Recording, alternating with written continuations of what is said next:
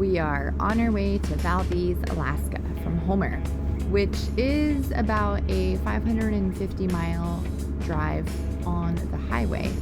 However, this time we're going to spare the children and ourselves, and we are going to take the Alaskan State Ferry from Whittier to Valdez, crossing Prince William Sound. We are in Portage Valley right now, nearing the tunnel.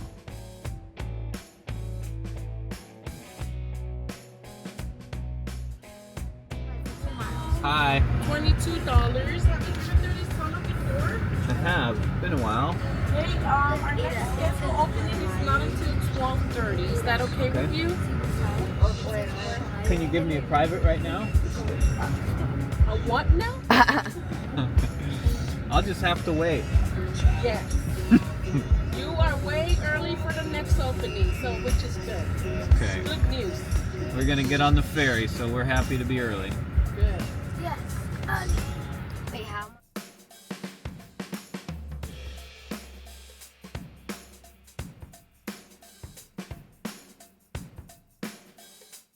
Stop it. 5 minutes. But I want you guys out of the car. Thank you. The train stopped. Okay, look how small my car goes. Ooh, can I go board it? And then we get on the train.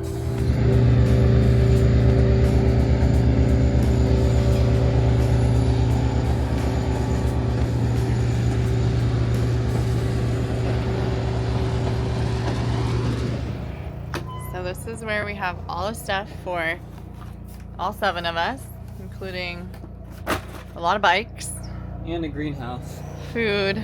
Oh yeah, and a greenhouse. Have to build a greenhouse. down there. And this is our life right now. Have open cookies already. Prepping lunch, meal number 2, day 7. So 23 meals in. Here we are. For Scott and I, who eat 1 meal a day, it's always a little bit of a food shock. Trying to manage all the others, but we're making it work. What are you doing? Oh, just thinking about birth control.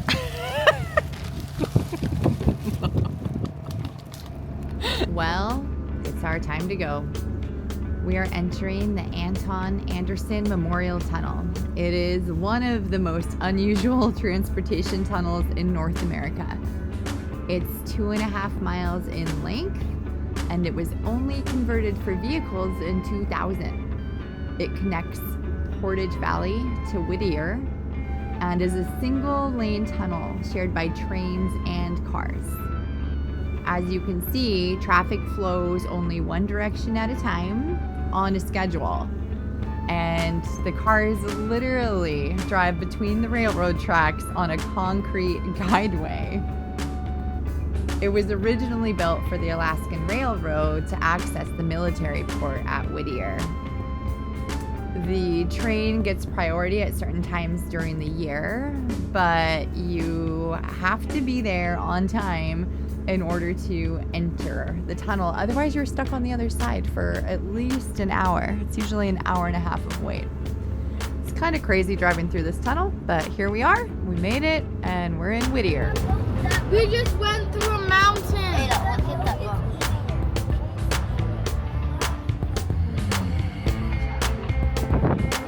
Where are we at?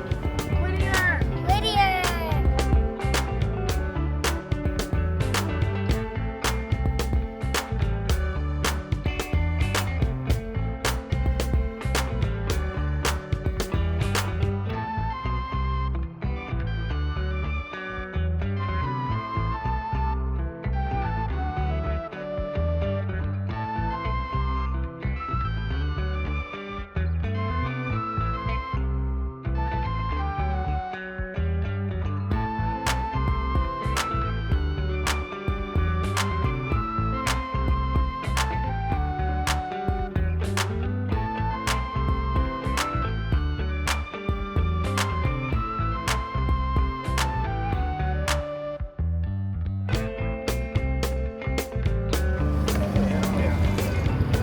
Need to get your tickets. Okay.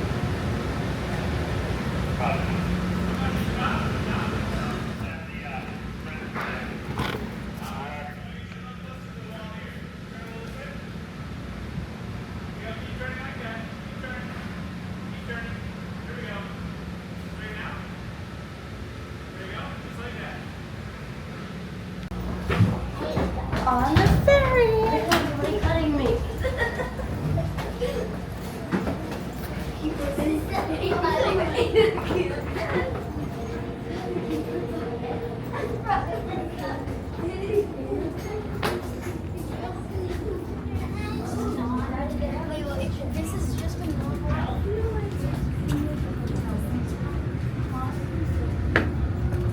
We're in a hotel. I feel like that's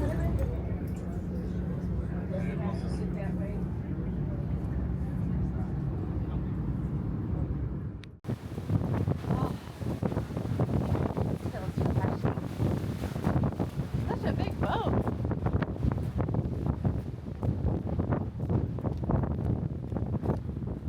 Okay, you gonna show me the best view? Show me the best view.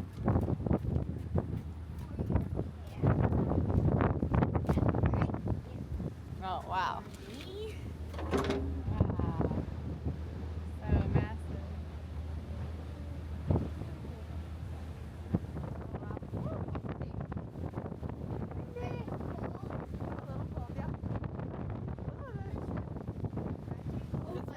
It's not bad. so windy. I know. Gonna blow over. Push. Oh. Oh. I tried pushing. Trying to get a way out.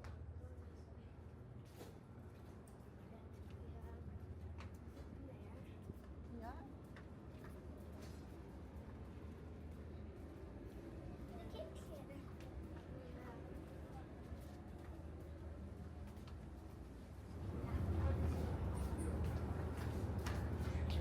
Tour. Did you get a tour? And two green. Is that how you walk up the stairs? Okay, walk normal, otherwise I'm gonna stompede you.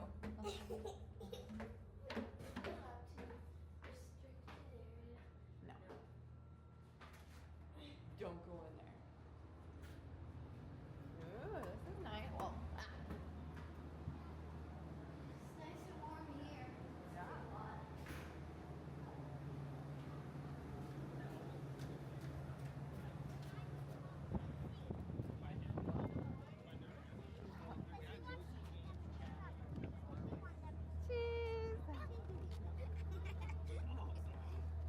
cheese. We made it. You've been arrested. How did you get up here? Sneak attack. We can actually made it.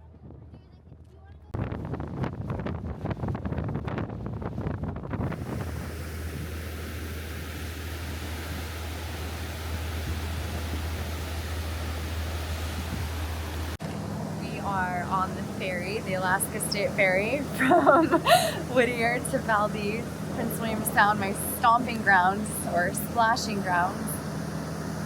It's really good to be back. It's really special bringing all 5 kids on the boat with us today, and I have to say it's so much better than driving. The kids are off wandering around, hanging out with us when they want to, but they have space to explore and enjoy the views as they like, and honestly they're hitting up the vending machines without any parental supervision and their own money, which is way cooler for them than the car ride. So anyway, I just think it's pretty awesome. This is traveling in Alaska. This is our Alaska State Ferry system. This is the Marine Highway. It connects all parts of Alaska, southeast up into the northern parts, and it's pretty amazing considering how vast it is and how wild these waters are. But as you can see, glassy calm day in Prince William Sound today, and we actually just saw a house. A house on a barge. Who knows where it's going? Maybe Chiniga or maybe another island around here, village. I will say we're going to be passing by Growler Island soon and Columbia Glacier, and that place near and dear to my heart. It's where I lived on the island for several summers and worked on the Sound, and just absolutely fell in love with living on the ocean and just being surrounded by the rawness of nature. Like, there's nothing more magical and nothing more that feels more like home to me. And maybe I'm so emotional about it on this trip right now because for the first time in my life since that time frame, I'm actually living surrounded by nature again, and our home is a boat. So back to my roots, if that's what you want to call it, being back here, and just super special to get to share that with the kids and to know that what we're giving them right now with the adventures and the different way of living that they are getting with us in nature, coastal Alaska, they may have these nostalgic feelings in 10, 20, 30 years where they feel like home and start crying and they're not sure why, but they just happen to be on the same body of water that they spent a few summers. I don't know. It's pretty amazing the ripple that can happen and just the growth and expansion that can happen not only for yourself but for your family when you step outside of your comfort zone and live connected to